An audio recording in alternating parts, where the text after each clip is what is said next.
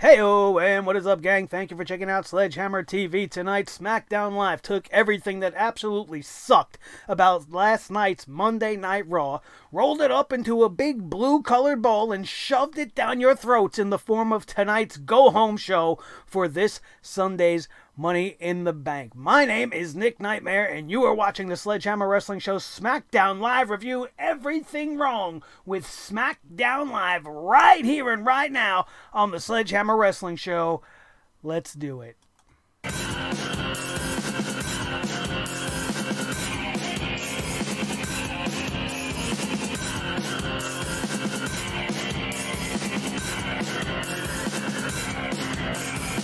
Sledgehammer Wrestling Show.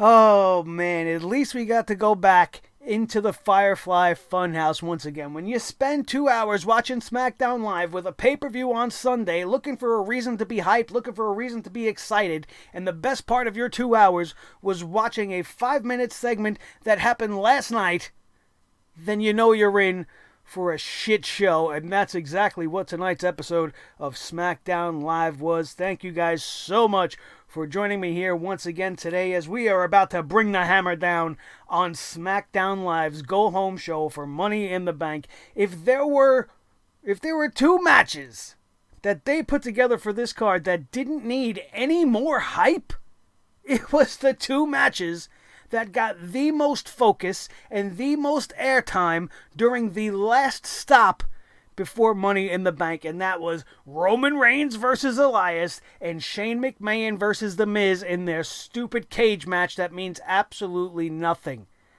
This show was nothing more than a little bit more than 2 hours of a glorified infomercial for those 2 matches. Sure, we got to hear from the World Heavyweight Champion towards the end. We had to talk about that match. We had to get more time in for Charlotte Flair and Lacey Evans. We went to all these other things, but the majority of the show, the predominant force on this show, was Roman Reigns and The Miz, picking up from last night's Monday Night Raw exactly where they left off. This was how they started last night, and I didn't care for any of it. I didn't want to see it then, and I don't want to see it today. Why do they feel like this match needs so much hype? What are you tuning into Money in the Bank for on Monday? If, like me, you have a show that you're tuning into, you have no choice but to watch it and put yourself through everything they're going to put us through. But what are the reasons to maybe be excited for Money in the Bank? The 2 Money in the Bank matches. That's one. Of course, you got Kofi Kingston versus Kevin Owens for the WWE Championship. You got AJ Styles versus Seth Rollins for the Universal Championship. Those are 4 reasons to want to tune in. But you want to hype and you want to focus on the 2 matches nobody gives a shit about. 2 matches nobody wants to see, nobody asked for, and quite frankly don't need to be happening. Roman Reigns versus Elias, we've seen 100 times over the course of the last year on Monday Night Raw. You move Roman Reigns to SmackDown Live, you follow him with Elias, and then their first feud on their new show is people that they were fighting on the old show. And I'm supposed to get excited for this fucking match? What does it mean? What does it mean for Elias? Is Elias going to get a win over the big dog? I certainly doubt that. So what fucking point is it to give Roman Reigns just a fucking token win at a fucking random pay-per-view throughout the year just so that we can keep talking about him? I'm surprised we didn't see his friggin' promo package that they've been airing for the last couple of weeks about how he survived in his ordeal in his last 10 years. What, Vince was maybe not in the mood to whack off tonight, so maybe he didn't want to see that video package, or maybe he just realized we have about an hour and a half's worth of Roman Reigns on the screen already. Maybe a little bit more would be overkill. The man started Monday Night Raw, even though he's a member of SmackDown Live, and now tonight SmackDown Live starts off with Roman Reigns, and then he calls out The Miz, and we have the exact same segment that opened up last night's Raw, only it's not Miz TV. There's just no Miz TV seats, there's no carpet, there's no set. It didn't start with The Miz, it started with Roman. And then The Miz came out last night. It started with The Miz and Roman came out. An exact carbon copy. The only thing they changed up is, thank God they didn't bring Bobby Lashley over in the wild card maneuvers for this evening. But they substituted Bobby Lashley with the World Tag Team Champions Daniel Bryan and recycle Eric Rowan. And then we have the same exact madness ensue. Shane McMahon comes out, he talks about how he's the boss and this and that. Next thing you know, there's a fight going on, and Shane McMahon is going to make a match. Teddy Long's spirit was in the air, as all we had tonight was mixed up matches with multiple people in them. I don't understand the state of this show.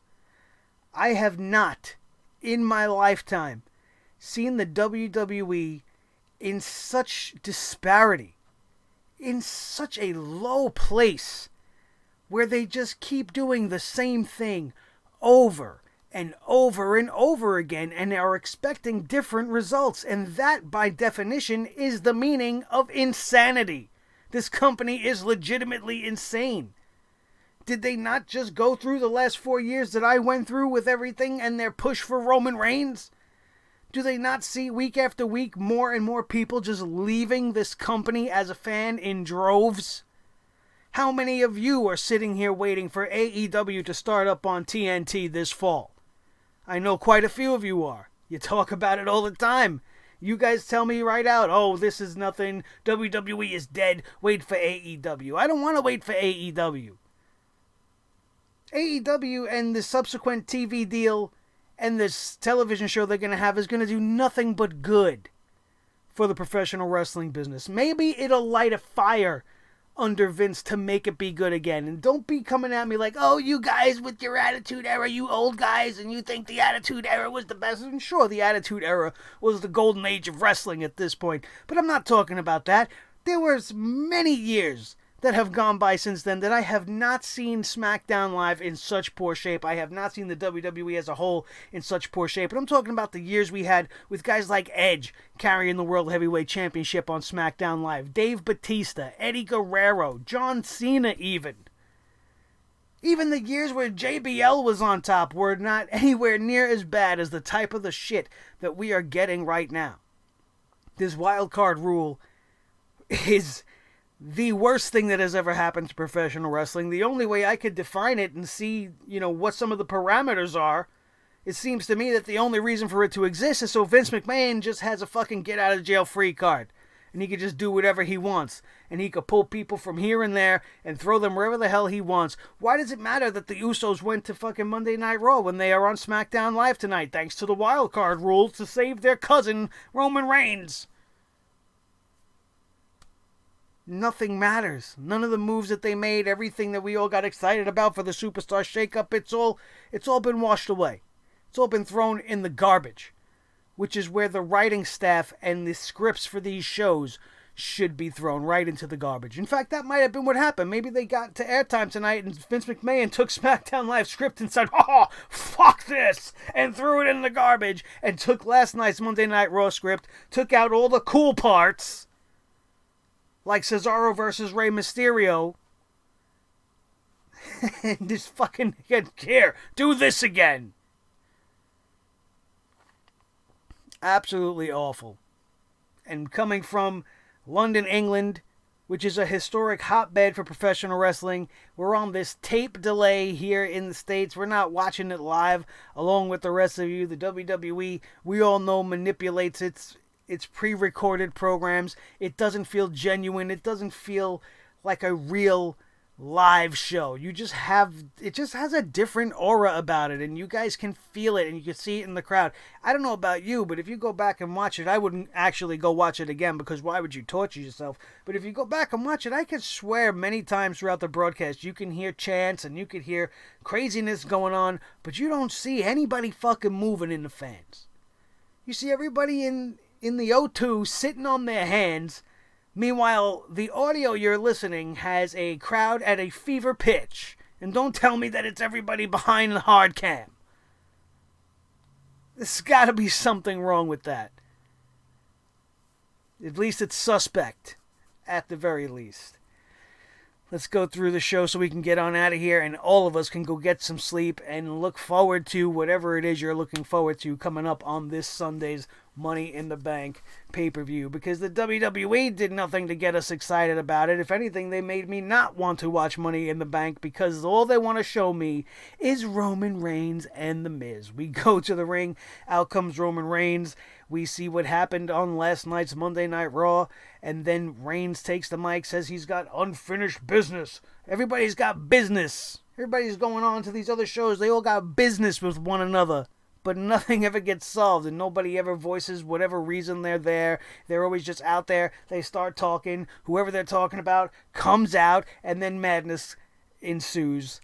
And that is the go-to way to move your program along if you're a WWE creative guy. Oh, well, we'll say that he's got this... he has this big announcement. He's coming to SmackDown for a big announcement. And then he comes out and he don't make no fucking announcement. He's like, yeah, I'm here, and blah, blah, blah. And then The Miz comes out, and next thing you know, we're on the road to something completely different, and never has the announcement been made. Typical WWE bullshit. He starts talking shit about Elias. The Miz comes out. He takes shot at Shane McMahon. He starts to plug the steel cage match. Shane McMahon comes out. Shane says that The Miz is disgusting to him and he hates looking at him, so he's going to ban him from being at ringside tonight for the match that he's about to make, I guess. Elias then takes the mic. He's like, oh, his Roman Reigns' biggest mistake of your career is going to be underestimating Elias.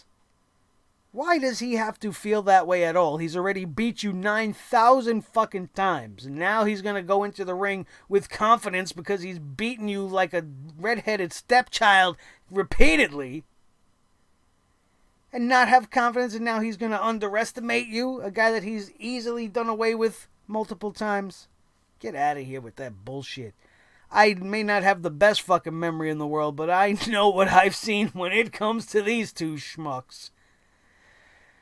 Oh my God, Elias, I'm going to prove why Vince McMahon made me the biggest acquisition in SmackDown history. That wasn't said. Roman Reigns was the biggest acquisition in SmackDown history. That's what they said to us 9,000 times the night of the shakeup. I don't know why I'm using the number 9,000. Maybe I'll be getting $9,000. That would be nice, you know. Maybe it's a little bit of a premonition I'm getting. 9,000. Or maybe this is the 9,000th time I've sat here with you guys and complained about a fucking WWE show since we started this show, and I just can't really take it anymore. I really can't. There's only so much anybody can subjugate themselves to. And I do this and I sit here for you guys so that you don't have to. But you guys, believe me, the bulletproof vest that I've been wearing, it's been taking some hits as of late. I don't know how much longer it's going to hold up before I take a shot right to the heart and just go, fuck this, I can't do this anymore. And it's not just hyperbole, man. I mean, if it keeps going down this fucking route, I'm just going to be like the rest of you, and I'm going to turn it off, and I'm going to go listen to somebody else talk about it until something good happens in the world of professional wrestling, most likely the start of AEW. Then, as we're in the middle of all this back and forth with Shane and The Miz, the Usos come out. See, now I'm going to keep talking about them, not because I want to, and not because I want to keep yammering on and complaining about them, but because they've been the fucking majority of the show, like I told you guys. The Usos come out, we have another fucking brawl because Daniel Bryan and Eric Rowan are out there, and the numbers are even now, but Shane McMahon bans The Miz from the arena for the rest of the night or whatever, and then he ends up making a 4-on-3 handicap match. Roman Reigns and the Usos versus Daniel Bryan, Eric Rowan, Shane McMahon, and Elias. And I'm supposed to stick around for the rest of this show. You're lucky I made it to the end of the show. I found myself nodding off on multiple occasions. The show was so fucking boring. Even Monday Night Raw didn't accomplish that last night. As bad as it wasn't putting me to sleep at its usual pace. And here we are, way before the 10 p.m. hour, and SmackDown Live is hitting me harder than an Ambien. We have the go-to Fatal 4-Way, the only way WWE knows how to book anything leading into a multi-man match or a ladder match or whatever the case may be. Randy Orton versus Ali versus Andrade versus the Intercontinental Champion Finn Balor. This was a fun match. This was a very good match, mostly thanks in part to Randy Orton just dropping RKOs out of nowhere. At one point, Ali was rolling across the ring like a freight train, doing a couple of somersaults, and then came springing up and ended up face first into an RKO. It was absolutely beautiful. They are coming up with some really unique and different ways for Randy to execute the most deadliest maneuver in all of pro wrestling right now, and it was a lot of fun. What made it even better was Andrade actually getting a win, building up some momentum leading into Money in the Bank. But what made it terrible was the fact that Andrade pinned Finn Balor. You got Ali sitting out there doing nothing. You don't think he should have taken the pin? Why are you having the Intercontinental Champion being beaten, especially going into a big money match with such high stakes like the Money in the Bank briefcase? It's bad enough that you beat the champions on a normal fucking day, but don't you think maybe here would have been somewhere to protect Finn Balor, to protect the Intercontinental Championship and not make him look like a fucking loser that the WWE sees him as? Just because they gave him a championship don't mean they don't view him in the same light. And when you get booking like tonight, it's clear as fucking day. And you have this whole match go down and Andrade gets his moment in the sun only for Ricochet to come off of losing to Baron Corbin 24 hours ago, come out of nowhere, spring into the ring, climb up the fucking ladder, and pull down the briefcase. Do these guys not realize that it's not Money in the Bank yet? What is the point of that? I didn't like it when Alexa Bliss did it. I don't like it when anybody does it leading into Money in the Bank. It doesn't prove anything. You're out there by yourself, you climb a ladder uncontested, and you pull a briefcase down. That is not proving to anybody that you are going to win. You are not giving us a premonition or a prediction by you going up and doing that. And it's just played out, and it's so tired, and it's what they do every fucking year. And it makes less sense every time. You have a guy that wasn't involved in tonight's matchup going out there and getting put over at the end of the matchup. Much like you did with Nikki Cross last night. Nikki Cross is not even involved in the women's Money in the Bank match, and she goes out there and wins the matchup between the Money in the Bank competitors. And then tonight, all the Money in the Bank competitors are done, their match is over, and then we're highlighting one of the competitors from the other show. What? More fucking craziness thanks to this ridiculous wild card rule. Why was that necessary? Oh, I lost last night, I better go and show everybody that I can pull down a briefcase from the sky. What? What fucking logic is this? The match, however, was very good. Like I said, your winner was Andrade. Cien Almas, Kofi Kingston, and Xavier Woods, are backstage. Woods says that he has Kofi's back and he will make sure everything goes smooth during the Kevin Owens show, which is going to be a special edition of the Kevin Owens show featuring Kofi Kingston. Not like we didn't have to see Miz TV last night. We're going right back to the Kevin Owens show. Has Kevin Owens does anything besides the Kevin Owens show since he's been back? I'm so tired of seeing this bullshit. Kofi wants Woods to stay in the back because Woods still isn't at 100%. And Kofi will handle things by himself tonight.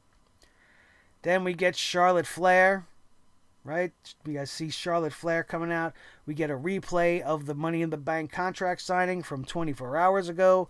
Flair says Sunday will be the culmination of her rivalry with Becky Lynch, and the rivalry will end with Flair becoming SmackDown's Women's Champion once again. Woo! Couldn't they let it go? How much more did they need to do after what happened last night? The way they ended it last night was perfect. You had the contract signing. It went down exactly as a contract signing is supposed to go down. The champion ended up laid out in a heap of fucking splintered table shavings while the two challengers stood over her holding the belts. Why did we need to hear from her again? And then to make it even worse, we go right from her into Lacey Evans because, God forbid, we even have a little bit of time to spread the two apart. We have to compact the twins on top of one another. Like we're having a second coming of the Bella twins, only these friggin' blondes. The blonde Bellas. We got to Lacey Evans. Bam, bam, bam, bam, bam. She asked everybody, have you forgotten about me? How could we forget about you? You're all over the place. Vince McMahon is pushing her harder than Charlotte Flair on us right now. Because, I have a new, younger version. She wears big hats. How did we forget about you? Lacey Evans says everyone must be watching the Becky Charlotte story again. Evans goes on about facing Becky on Sunday at Money in the Bank, and she will teach her about a woman's right. I'll show you a woman's right. The fuck out of here. Evans then says Lynch will have a new nickname. This is how good WWE's creative is, alright? She's got a new nickname. Becky Black Eye. Who came up with that? Some fucking creative staffer's 5-year-old nephew? Evans says she will also have a new nickname come the end of Money in the Bank, Raw Women's Champion. Oh, such compelling stuff. This was so necessary. I am so much more excited for these women's matches now that we had to hear from the two identical twin Big Birds. 4-on-3 handicap match. Shane McMahon, Elias, the SmackDown Tag Team Champions, Daniel Bryan, and Recycle Rowan versus Roman Reigns and the Usos. And this match went on for what seemed like an eternity. I barely paid attention. I definitely fell asleep during this matchup. And it is no fault of the participants involved. I love Daniel Bryan. I love the Usos. Seeing them in action is something great. But I just couldn't do it. I just could not break the spell of the sleep-inducing horror that just was being laid down upon me by the WWE. It's become too much. And with everything we had to see, the whole half an hour of their bullshit at the beginning of the show, now at the 9 o'clock hour, we're getting another full half an hour match with these guys. It really was too much. And your winners, if you gave a shit, which I certainly didn't, Shane McMahon, Elias, and Daniel Bryan and Eric Rowan, setting the stage for Roman Reigns to get his win back on Sunday and for The Miz to come out victorious in this cage match. I hope that is the case, only so we can get away from this Miz Shane McMahon storyline, which I have been complaining about since way before WrestleMania. I'm tired of seeing it. We got to see the Firefly Funhouse once again, the best moment of the night, watching that sick transformation. And I'm looking forward to everything that they got coming our way with the new Bray Wyatt. I am not looking forward to seeing what they're going to do with the women's tag team division. When you have Kairi Sane and Asuka coming out there and Paige is with them, and it just really turns me off to the whole entire thing. And now you might think that's fucking stupid, and you might want to say all kinds of things about me. Well, how could it not be exciting to you? Paige is hot, this and that. Blah, blah. I don't watch wrestling for hot chicks. I married a hot chick. I got one inside. Right? I watch wrestling to see girls wrestle, and I watch wrestling for compelling storylines, and none of these things are offered to me in what they're giving me in the women's tag team division. You're calling these girls the Kabuki Warriors. The Kabuki Warriors. And I thought that the Viking Experience was a bad name. And in fact, there were rumors that they were going to be named the Viking Warriors at the very end before they settled on now what they are. The Viking Raiders. And maybe that's because they were going to name these girls the Kabuki Warriors. I don't know. And I see people on social media going, oh, well, it's a tribute to the Great Kabuki. You think the WWE gives a shit about the Great Kabuki? They don't give a shit about the Japanese stars that they have under their umbrella right now. You think they give a shit about the legends of the past? Give me a fucking break. The Kabuki Warriors, why not just call them the Geisha Girls? Have them paint their faces in white and come out in little robes with fucking toothpicks in their hair. Ding, ding, ding, ding, oh. Kabuki Warriors. Why did it have to be something like that? Kairi Sane goes from being a sky pirate to a Kabuki Warrior. And I don't know if culturally that's more, acceptable in the Asian culture. Maybe that's something very honorable. Maybe it's awesome. I don't know. Educate me, because I don't know. To me, it sounds pretty racist. Very stereotype, and just fucking stupid. There is nothing kabuki about these two. They're not coming out there dressed in armor, holding fucking samurai swords. One's a pirate and the other one's a fucking empress. Kabuki. Kabuki. Kiss my fucking kabuki, Vince McMahon. That's what you could do with your kabuki. Kairi Sane and Asuka versus Mandy Rose and Sonya Deville. The only good thing to come out of this match is the fact that Asuka and Kairi Sane were your winners of this matchup. Otherwise, this was another inconsequential women's match that was just absolutely ruined by the commentary team, with the added annoyance of the Iconics just giving me a fucking headache on commentary. They were bad enough as it was without them. The Iconics thrown out there just doesn't allow you to concentrate on the match. It's very off-putting. Doesn't even matter what they said. I didn't even hear what they said. All I heard was a bunch of noise. It was like listening to a tape of white noise while I was watching wrestling, and it just distracted me. And it was awful, in case I didn't get that in there. Lars Sullivan is backstage for some reason. Kayla Braxton's sitting there terrified of him, and nothing happens. She tries to ask him a question. He says nothing, and off we go. Kevin Owens is backstage. He hypes his very special episode of the Kevin Owens Show with the WWE Champion. He says the New Day isn't on the show. They're not invited on the show because he's not facing the New Day. He's only facing Kofi Kingston.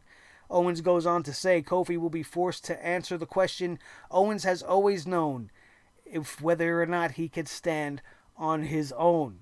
Owens goes on to talk about how he might hurt Kofi Kingston on Sunday, saying that Kofi Kingston would not be the champion if it were not for the New Day altogether. The New Day's music interrupts. Kofi Kingston comes out to the arena, which is where we all thought the Kevin Owens show was going to be taking place. Kevin Owens is now on the big screen. Kofi Kingston is in the ring. They go back and forth a little bit. The crowd gets into it, chanting the Kofi show. Please don't. We don't need another fucking show to cloud the airwaves of WWE TV. Kevin Owens elaborates a little bit more. He says Kofi Kingston finally is going to be alone. Kofi is only the champion because of the New Day, but all of that ends this Sunday because Kofi will be facing the most dangerous man in the WWE, and here's proof. And then they cut to a video package with highlights of Kevin Owens since he's come to the WWE, how he made an impactful debut, all of his historic moments, all of the times he put somebody out of action, including Sami Zayn, when he gave him those power bombs into the ring apron, which put him out of action for quite some time. Kofi Kingston was tired of this, started throwing everything around, the chairs and everything, throwing them all over the ring, threw his pancakes outside and everything. He was like, listen, I'm here to fight. Of course you're not going to come out here. You're going to stay there. Kevin Owens is like, you don't think I'll come out there? I'll come out there. And then he left the view of the screen, ends up coming out to the ring, teases coming out a couple of times when finally the action would start as Sami Zayn suddenly attacks Kofi Kingston, who is also coming over under wildcard rules. Blah, blah. Kofi Kingston is double teamed. Xavier Woods comes out to make the save, but the double team would continue on him as well. Owens sends Kofi Kingston into the steel steps. Sammy and Kevin bring Kofi back into the ring, keeping him down. They talk trash into Kofi's face while keeping him down into the corner. Kevin Owens yells and goes for the corner cannonball, but Kofi gets out of the way. Sami Zayn then gives chase after Kofi Kingston works him over against the ropes. Fans go into crazy chanting for Kofi Kingston. Sammy goes for a haluva kick, but it is countered. Kofi drops Sammy with a Trouble in Paradise. Kofi then stands tall while the fans cheer him on. Owens watches from the stage. And that is the end of tonight's SmackDown Live, the go-home show for Money in the Bank that did absolutely nothing to excite anybody. And the very sad thing, the sad truth about the whole thing, is in 2 nights of television, 5 hours of produced entertainment by the WWE, and we had 1 match, Cesaro and Rey Mysterio, and 1 segment, the Firefly Funhouse, that was worth any of your time to see, and neither of those things have anything to do with the upcoming pay-per-view. So that's this week in WWE in a nutshell. They did a couple of cool things, but in true WWE fashion, those very things have nothing to do with anything coming up at the pay-per-view this Sunday. So a lot more illogical booking, nothing matters. I don't really understand the involvement of Sami Zayn here. Now, don't get on my balls, because I know I was pissed off about Sami Zayn being put in this position for the Money in the Bank last minute. He should have been given that spot a while ago. This just seems like the WWE changed their mind and wanted to get Braun Strowman out of there and decided to put Sami Zayn in there. But on this night, in this case, the one last thing I want to leave you with is, what the hell is Sami Zayn's interest in helping Kevin Owens? This is a former friendship that has not been revisited as of yet. They are 2 men on opposing brands. What the fuck reason is Sami Zayn coming to help Kevin Owens against the New Day for? He just won the opportunity to win the Money in the Bank contract. Why the hell does he give a shit what's happening with Kevin Owens? Why would he want to help Kevin Owens beat him anyway? If he has any inclination or any plans on cashing that Money in the Bank briefcase on SmackDown Live for the WWE Championship, why would he want it on his supposed best friend? There's no logic in him helping him out.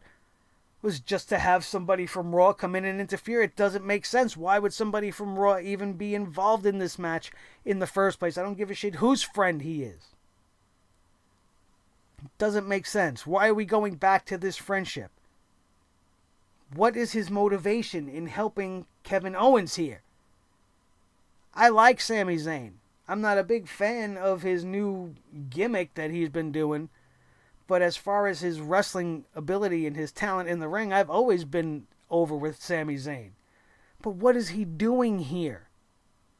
What is the reason for this? There is none that I can see.